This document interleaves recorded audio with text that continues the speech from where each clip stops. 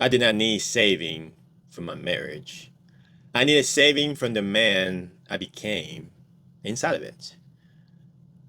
My name is Tony, and this is the Reflection series, the origin story behind man in the mirror, the wounds, the patterns, the breaking point, and the awakening that gave birth to it. Before there was a series, before there were poems, before there was a mirror, there was a collapse. In May 2024, my wife asked for a divorce. And by that point, we were both broken.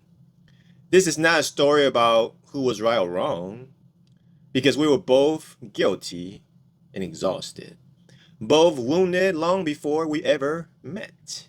Both wounding each other through survival patterns that we had never stopped long enough to examine. But I did not know that yet. All I knew was I was crushed.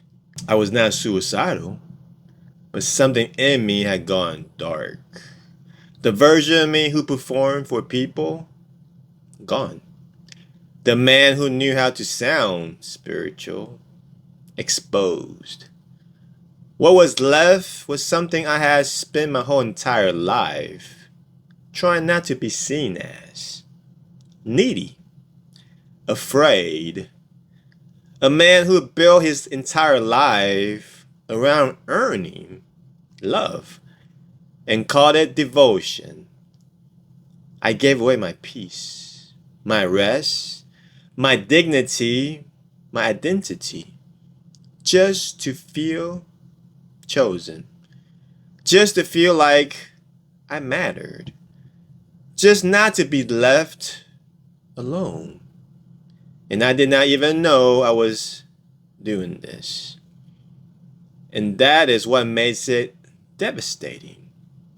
Because you can be disciplined, spiritual, emotionally articulate, and still be completely blind to the wound sitting behind the wheel.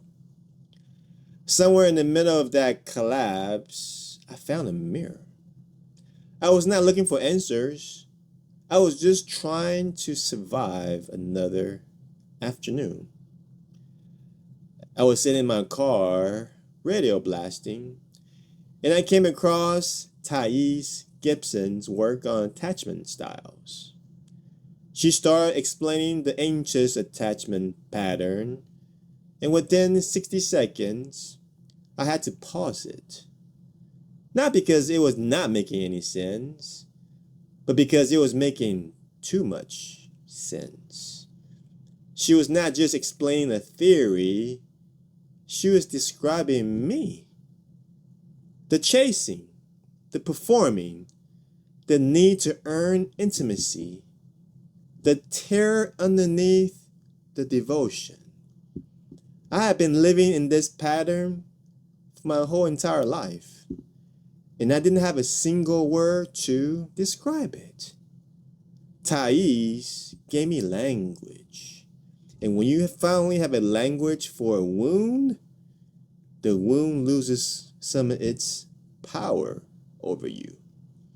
Thais, if you ever see this, thank you so much. Your work became part of the doorway God used to help me understand myself. Understanding did not heal me by itself, but it gave me a map.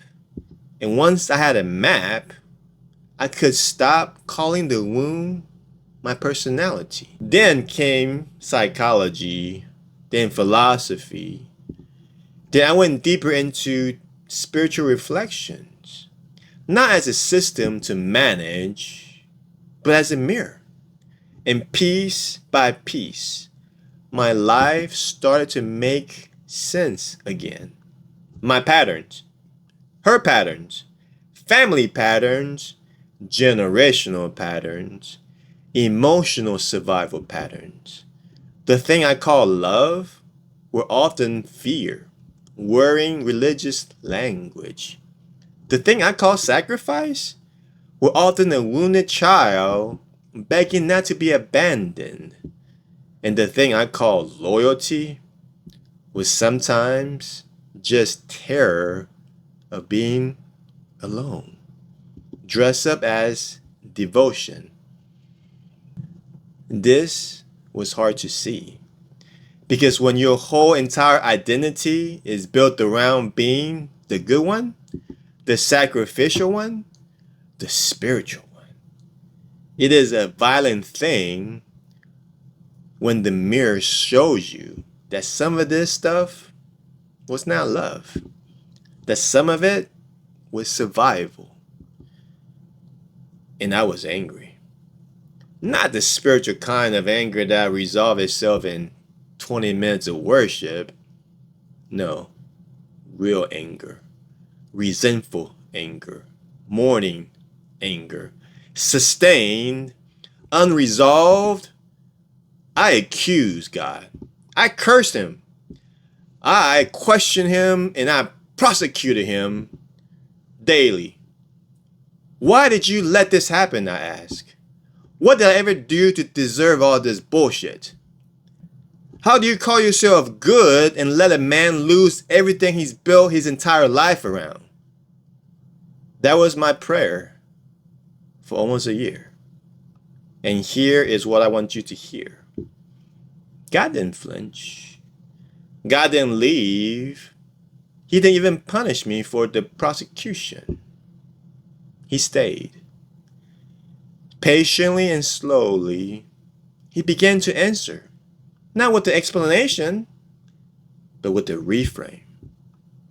A friend asked me once, Tony, what if this breaking point never came in your life? What if you just kept living with the same patterns?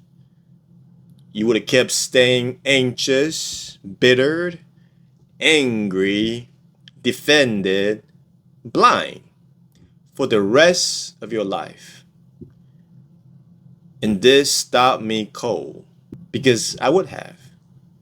If the pain of this divorce had not become loud enough, I would have kept negotiating with dysfunction.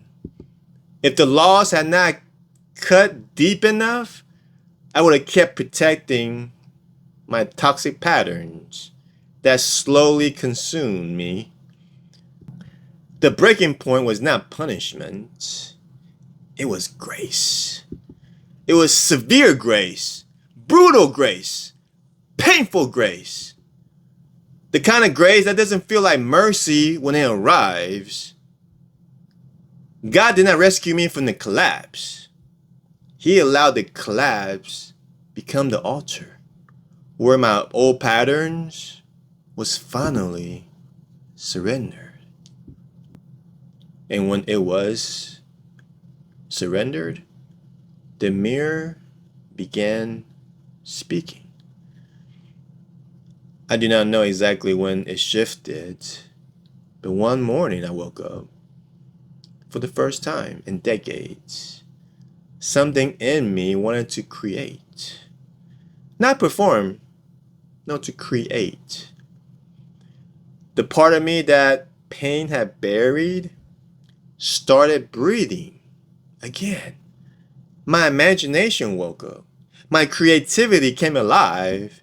The weight on my shoulders, the heaviness in my soul, the pressure I had lived under for decades started to break.